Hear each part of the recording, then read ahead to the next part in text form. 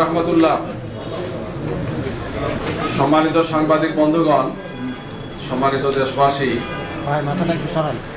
আমরা আজকে অত্যন্ত গুরুত্বপূর্ণ একটি দিন।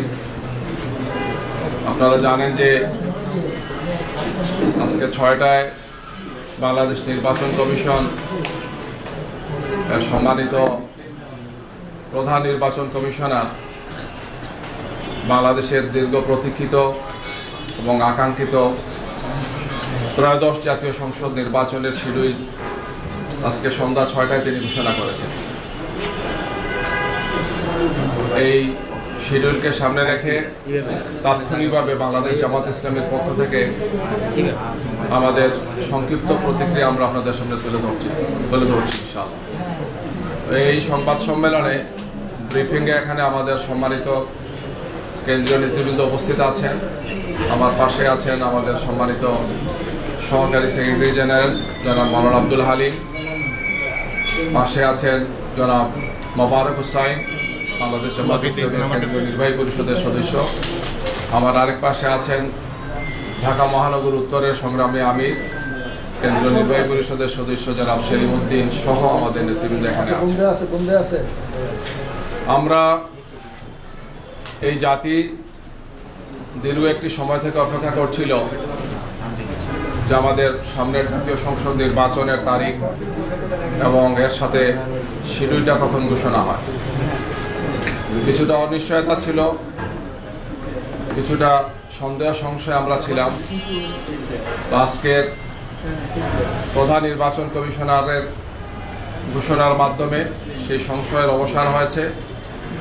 আগামী 2026-এর 12 ফেব্রুয়ারি আপনারা জানেন বাংলাদেশ জাতীয় সংসদের 300 আসন নির্বাচন অনুষ্ঠিত হবে।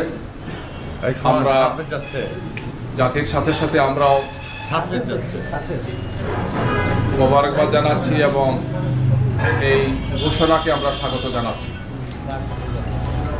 আমরা মনে করি যে এর মাধ্যমে জাতীয় সংসদ নির্বাচন নিয়ে কোনো অনিশ্চয়তা থাকলে সেটা কেটে যাবে ইনশাআল্লাহ। এবং এর পাশাপাশি আমরা এটাও বলতে চাই যে জাতীয় সংসদ নির্বাচন সুষ্ঠু, সুন্দর এবং নিরপেক্ষ করার জন্য অনেকগুলো গুরু দায়িত্ব নির্বাচন কমিশনকে পালন করতে হবে। আমরা সে সমস্ত বিষয় নির্বাচন কমিশনকে আমরা অবহিত করেছি। আমরা আশা করব যে তারা সেই সমস্ত গুরুত্বপূর্ণ দায়িত্বগুলো পালন করবে। বিশেষ করে সবগুলো রাজনৈতিক দলের জন্য লেভেল প্লেইং ফিল্ডকে নিশ্চিত করা, অবৈধ অস্ত্র উদ্ধার করা এবং জাতীয় সংসদ নির্বাচনকে অর্থবহ করার জন্য প্রশাসনিক এবং অন্যান্য যতগুলো দায়িত্ব আছে এই সবগুলো দায়িত্ব পালনে তারা সর্বোচ্চ দায়িত্বশীলতার পরিচয় দিয়ে তারা দায়িত্ব পালন করবে। এক্ষেত্রে কোনো ধরনের কোনো দুর্বলতা আমরা আশা করব না, যাতে জাতির উদ্বেগ বা উৎকণ্ঠার কোনো জন্ম হয়। আমরা প্রত্যাশা করব যে সুষ্ঠু, সুন্দর, গ্রহণযোগ্য নির্বাচনের জন্য একটি সুন্দর সুষ্ঠু নির্বাচনকে নিশ্চিত করার জন্য লেভেল প্লেইং ফিল্ডকে তারা নিশ্চিত করবে এবং এই বিষয়ে সর্বোচ্চ ভূমিকা পালন করার জন্য যেহেতু নির্বাচন কমিশন শিডিউল ঘোষণা করেছেন, তাদের উপর এখন সর্বোচ্চ দায়িত্বটা এসেছে গিয়ে এখন থেকে তারা সেই ভূমিকাটি পালন করবেন, আমরা সেটা প্রত্যাশা করছি। আমাদের শীর্ষ নেতৃবৃন্দ, আপনারা জানেন যে আমরা 8 দল একসাথে আন্দোলন করছি। আমাদের এছাড়াও আরও যে সমস্ত বক্তব্যগুলো আছে আমরা 8 দলের শীর্ষ নেতৃবৃন্দের পক্ষ থেকে বিস্তারিত পর্যালোচনা করে আমরা আপনাদের সামনে সেটিও পেশ করব ইনশাআল্লাহ। আমরা ত্রয়োদশ জাতীয় সংসদ নির্বাচনের এই শিডিউলকে আমরা স্বাগত জানাচ্ছি এবং আমি আবারও আশাবাদ ব্যক্ত করছি আমরা সবাই যে নির্বাচনকে সুষ্ঠু, সুন্দর, গ্রহণযোগ্য করার জন্য নির্বাচন কমিশনের উপর যে দায়িত্ব, সে দায়িত্ব পালনে তারা সর্বোচ্চ দায়িত্বশীলতার ভূমিকা তারা পালন করবেন। কোনো ধরনের কোনো দুর্বলতা, ত্রুটি, বিচ্যুতি যাতে না থাকে আমরা সেটা প্রত্যাশা করি। অতীতে দেখা গিয়েছে যে অনেক বিষয়ই আশ্বস্ত করা হয়েছে বা বলা হয়েছে, কিন্তু সেটি কার্যকর হয়নি।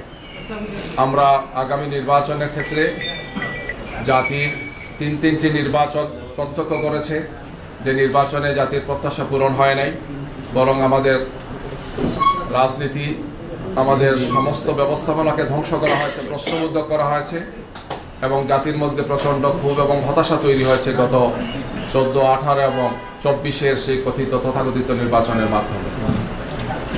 এই জন্যে এ ব্যাপারে আমরা আশা করব আগামী নির্বাচনে তারা সেই দায়িত্বটি তারা পালন করবেন, যেটি জাতির প্রত্যাশা, যে অতীতের এই 3টি নির্বাচনের মতো হবে না, বরং একটি সুন্দর সুষ্ঠু নির্বাচন তারা জাতিকে উপহার দেবেন। আমরা আবারও আপনাদের মাধ্যমে দেশবাসীকে সাথে নিয়ে আগামীর সেই নির্বাচন সুষ্ঠু, সুন্দর এবং গ্রহণযোগ্য করার জন্য আমাদের পক্ষ থেকে সর্বোচ্চ প্রত্যাশা থাকবে, সহযোগিতা থাকবে এবং আমরা আমাদের জনগণকে সাথে নিয়ে আমরা আশা করছি একটি সুন্দর নির্বাচন আমরা পাব।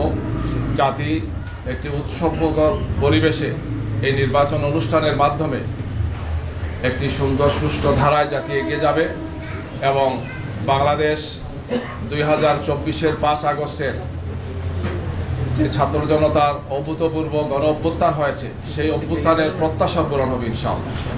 আমরা আপনাদের মাধ্যমে দেশবাসীকে মোবারকবাদ জানাচ্ছি, আপনাদেরকে মোবারকবাদ জানাচ্ছি। এছাড়াও যদি কোনো বক্তব্য থাকে আমাদের শীর্ষ নেতৃত্বের পক্ষ থেকে আমরা পরবর্তীতে আপনাদের সামনে সেটা উল্লেখ করবো ইনশাআল্লাহ। সবাইকে ধন্যবাদ।